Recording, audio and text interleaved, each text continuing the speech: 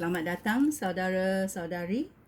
Hari ini kita mau mendengar Yesaya bab 43.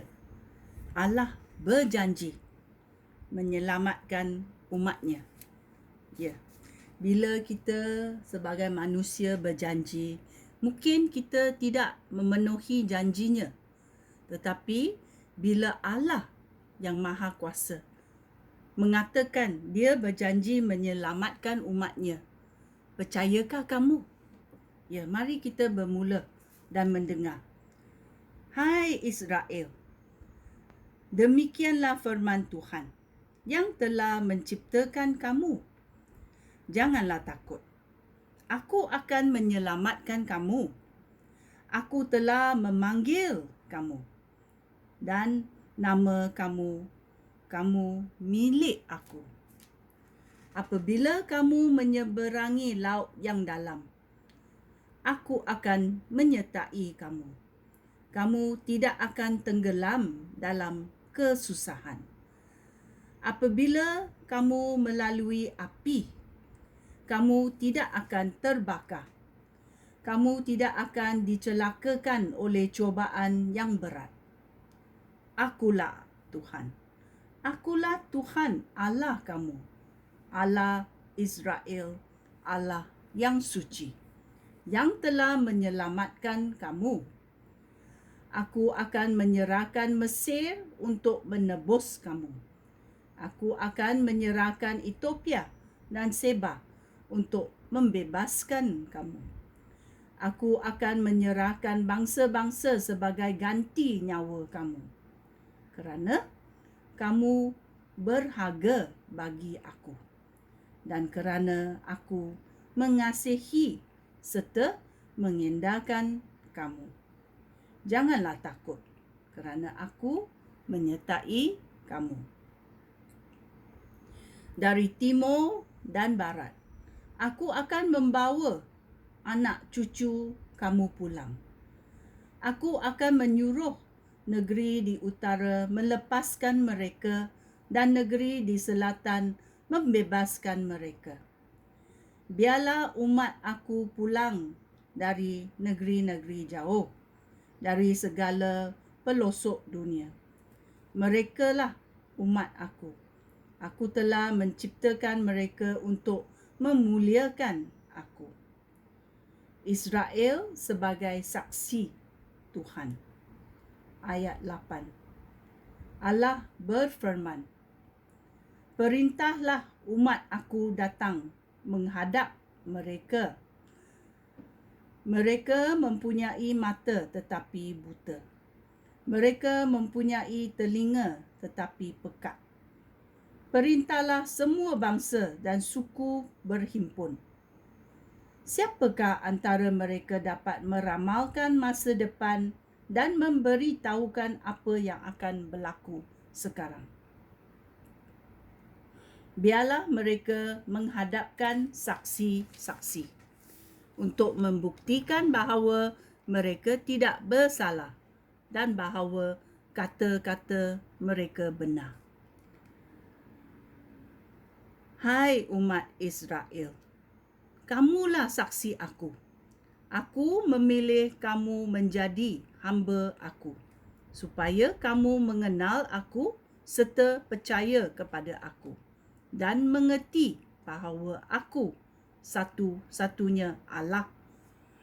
Selain aku, tidak ada Tuhan-Tuhan lain, baik pada masa dahulu maupun pada masa akan datang. Ya, Tuhan telah mengisytiharkan bahawa dia adalah Tuhan dan tiada Tuhan-Tuhan yang lain. Ayat 11. Hanya akulah Tuhan. Aku sahaja yang dapat menyelamatkan kamu. Aku bernubat tentang hal-hal yang akan berlaku.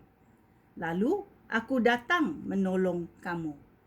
Tiada dewa asing yang pernah berbuat hal seperti itu.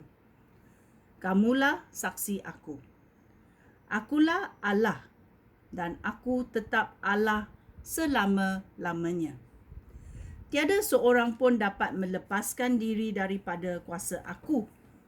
Tiada sesiapa pun dapat menghalang aku bertindak. Israel dibebaskan dari Babel. Ayat 14. Allah Israel, Allah yang suci, Tuhan yang menyelamatkan kamu berfirman, Aku akan mengirim tentera untuk menyelamatkan kamu dari Babel. Aku akan merobohkan pintu-pintu gerbang. Lalu sorak-sorai penduduk Babel akan berubah menjadi tangisan. Akulah Tuhan Allah kamu, Allah yang suci. Akulah pencipta kamu, hai Israel. Akulah Raja kamu. Dahulu, Tuhan membuat jalan melalui laut, jalan melalui air yang bergelora. Dia membinasakan pasukan tentera yang besar, pasukan berkereta kuda dan pasukan berkuda. Mereka jatuh, tidak dapat bangkit lagi. Mereka mati seperti sumbu yang padam. Tetapi Tuhan berfirman, jangan ingat akan peristiwa lalu. Jangan kenang perkara yang sudah-sudah. Perhatikanlah perkara yang baru yang akan segera aku lakukan. Lihatlah, aku sudah pun memulakannya. Aku akan membina jalan di padang gurun dan memberi kamu anak-anak sungai di padang pasir. Bahkan haiwan liar akan menghormati aku. Serigala dan burung unta akan memuji aku. Apabila aku mengalirkan air anak-anak sungai di padang gurun untuk memberikan minuman kepada umat pilihan aku. Merekalah umat yang telah aku jadikan milik aku sendiri. Mereka akan menyanyikan pujian untuk aku. Dosa Israel, ayat 22. Tuhan berfirman, namun, hai Israel, kamu telah bosan dengan aku. Kamu tidak lagi menyembah aku. Kamu tidak membawa domba sebagai korban untuk menyenangkan hati aku. Kamu tidak menghormati aku dengan korban yang kamu mempersembahkan. Padahal, aku tidak membebani kamu dengan minta persembahan untuk menyusahkan kamu dengan menuntut kemayan. Kamu tidak membeli dupa harum bagi aku, ataupun memuaskan aku dengan lemak binatang yang kamu persembahkan.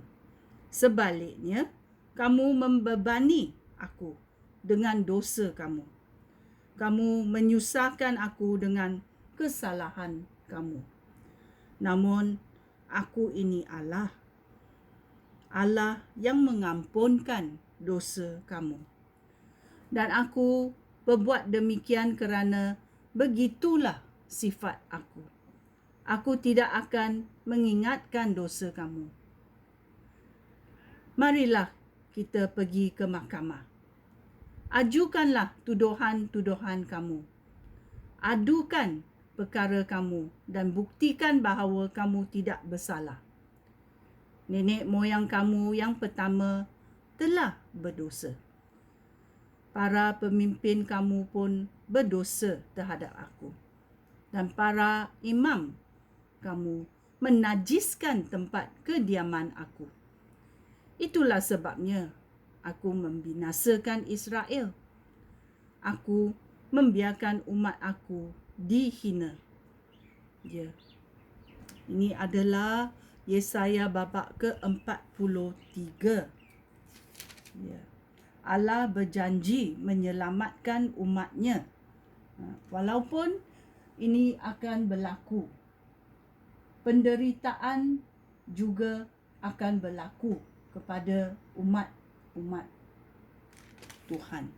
Kerana dosa yang kita sebagai manusia melakukan terhadap Tuhan dan terhadap sesama manusia. Ya. Sungguh